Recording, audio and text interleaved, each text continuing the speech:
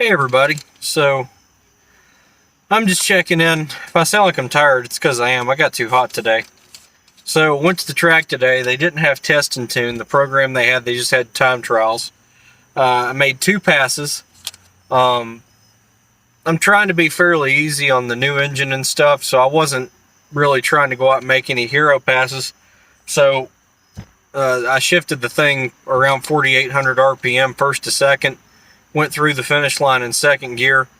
The thing leaves really soft, which I kind of figured that with a stock torque converter and a camshaft that's got 220 degrees of duration at 50. But it comes on half track enough to where it should eventually post some pretty good times. But the time to beat was a 12:12 at 57 miles an hour. That was the best time the 4.3 ever ran. That was in its prime. That was after I'd done intake, exhaust, gotten the timing right, and it had a 700 R4 with a lower first gear in it, and the back seat unclipped and taken out. So it was 12:12 at 57 with a 4.3. The fastest time I ran today with all the seats in it, a full tank of gas, shifting it at 4,800 RPM, and it being absolutely hot. I mean, this thing was 205 degrees when I pulled in to tech it. Let's see. Best time today was 12.06 at 61.2 miles an hour with a 0.1091 reaction time. A 2.85 60 foot. The 60 foot on this thing is super soft. But you know, it's about what I expected, especially driving it fairly easy.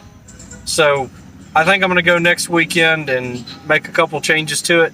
I got that dinky air cleaner out that I had just for tuning and all that, so I'm taking it off. I'm going to put a better air cleaner on it. I'm going to unclip the 2 middle seats, all the way in the back seat, and I'm probably going to shift the thing at $5,000. I think all that, along with changing I'm on my second braking oil change, and the braking oil is like 20 W50 because it's VR1. I think when I go to if I go to 10 W40 oil, mess with the carburetor just a little bit more, because I think I can mess with the air door to help it leave just a little bit better. Better flowing air cleaner, because that one's awful. And then getting rid of the 2 middle seats. They just unclip and pull out, and then the back seat, and I have all my stuff in here. I think I could probably shed about 220 pounds out of this thing. And then I'm going to get to the track earlier and actually let this thing just totally cool off and try to make a pass at like 150, 160 degrees instead of when I got up to stage it was at like 195. I think if I do that, I can turn that 12.6 probably into an 1150 and 1160. This thing needs a torque converter and a gear bad. Even with all the issues it has right now, I think with like a 2800 RPM stall converter and getting rid of the 323 for a 373, it'd be running like 1090s. It literally comes on that hard in second gear. It's a total stone in first gear, but once it gets rolling and gets up in second, it pulls really hard.